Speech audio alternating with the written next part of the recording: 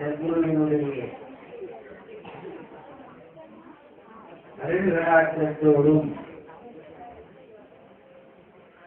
இந்த அமாவாசை நன்னாளில் மகாசக்தியை வேண்டி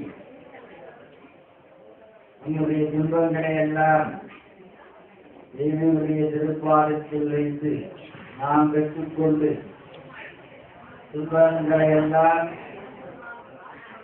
மகாசக்தியுடைய பாதாளங்களை வைத்து நீங்கள் வேண்டி வந்திருக்கின்ற அனைத்து நன்மைகளும் உங்களுக்கு கிடைத்து பரிபூர்ணமாக வாழ மகாசக்தி உங்களுக்கு அருளை புரிய வேண்டும்.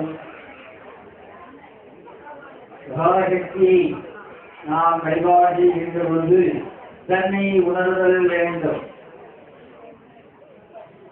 தன்னை உணர்ந்தால்தான் பேரின்பம் கிடைக்கும்.